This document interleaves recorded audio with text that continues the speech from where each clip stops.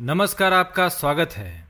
वास्तुशास्त्र के अनुसार घर में हर चीज अगर अपनी सही जगह पर और सही तरीके से रखी जाए तो वह हमारे लिए फायदेमंद होती है। लेकिन घर की कुछ खास वस्तुएं ऐसी भी होती है जिनके साथ कभी भी और किसी भी प्रकार की गलती करना हमारे लिए बहुत ज्यादा परेशानियां खड़ी कर सकता है। ऐसी एक खास और अत्यंत महत्वपूर्ण बात है हमारे घर का मंदिर। लगभग सभी हिंदू घरों में मंदिर अवश्य होता है और रोज पूजा पाठ भी नियम से किया जाता है। आध्यात्मिक दृष्टि से भी घर में मंदिर का होना बहुत जरूरी होता है। घर में मंदिर होने से, नियमित रूप से पूजा पाठ होने से घर में देवताओं का वास रहता है, जिससे एक सकारात्मक ऊर्जा घर में संचारित होती है और हमें मानसिक शांति मिलती है। लेकिन यदि हम मंदिर का रखरखाव सही तरीके से नहीं करते हैं या फिर वास्तुशास्त्र के नियमों को अनदेखा करते हैं और किसी भी प्रकार की लापरवाही बरतते हैं तो हमें इसके अच्छे परिणाम नहीं मिलते हैं।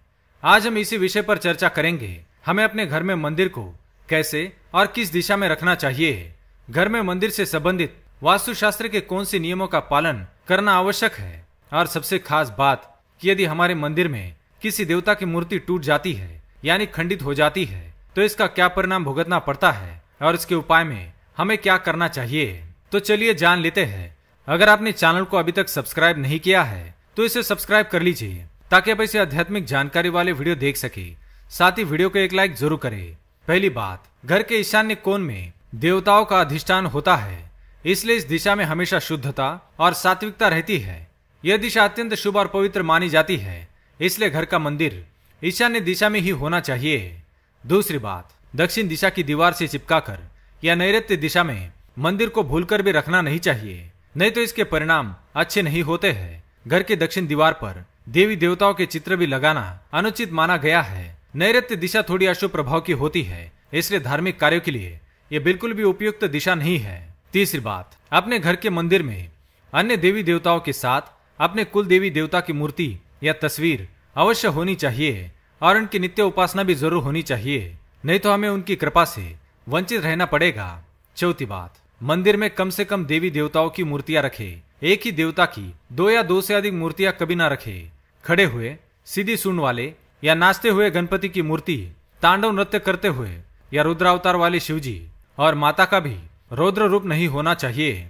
ऐसा होने से हमारे जीवन में इसका विपरीत परिणाम होता है।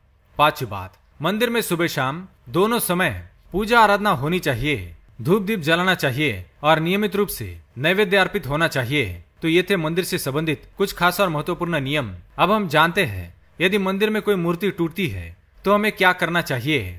पहली बात, यदि घर के मंदिर की कोई ऐसी मूर्ति खंडित हो जाती है जिसकी प्राण प्रतिष्ठा की गई हो और जिसकी हम रोज पूजा करते हो तो ऐसी मूर्ति को तुरंत ही नमस्कार करके आदर के साथ किसी नदी या तालाब के बहते हुए पानी में सत्सम्मान और विधि पूर्वक विसर्जित कर देना चाहिए। देवी देवताओं की खंडित मूर्ति की पूजा ना करे और इस मूर्ति के स्थान पर दूसरी मूर्ति लेकर आए।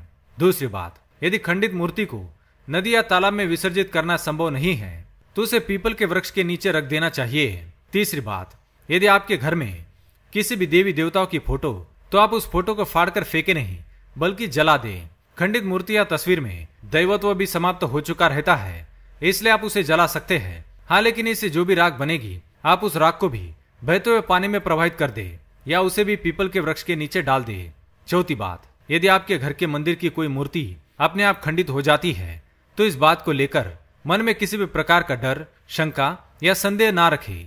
मूर्ति का खंडित होना किसी अप्रिय बात का संकेत नहीं होता है, बल्कि यह इस बात का संकेत होता है कि हमारे परिवार पर आने वाला कोई बड़ा संकट उस देवता ने अपने ऊपर ले लिया है और अब वह संकट टल गया है। पांचवी बात, मूर्ति खंडित होने का दूसरा कारण यह भी हो सकता है कि वह देवता आपको निकट भविष्य में आने वाली किसी संकट की पूर्व सूचना देकर आगाह कर रहे हैं, इसलिए आपको सचेत और सावधान रहना चाहिए।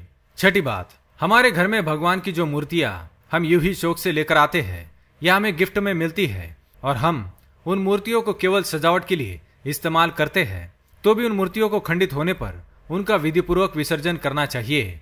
सातवीं बात, जिन लोगों के घर के मंदिर में पीढ़ियों से चली आ रही प्राचीन और बहुत पुरानी मूर्तियां हैं तो विशेष रूप से ऐसी मूर्तियां हमें अनेक संकेत देती है। यदि किसी दिन हमारे मंदिर में ऐसी कोई मूर्ति अचानक अपने आप नीचे गिर जाती है तो यह भी किसी अशुभ होने का संकेत होता है। यदि मूर्ति मात्र गिरी है और टूटी नहीं है तो आप मूर्ति का विसर्जन ना करें बल्कि उसे उठाकर स्वच्छ जल से साफ करके विधि विधान से पूजा करके ही मंदिर में स्थापित करें। तो दोस्तों, इस प्रकार से मूर्तियों से जुड़ी ये नियम आपको अवश्य ध्यान में रखने चाहिए। उम्मीद है यह जानकारी आपके काम आएगी। वीडियो पसंद आए तो लाइक करें, कमेंट में जय मां लक्ष्मी, जय श्री कृष्ण अवश्य लिखें। साथ ही चैनल को सब्सक्राइब करें। धन्यवाद।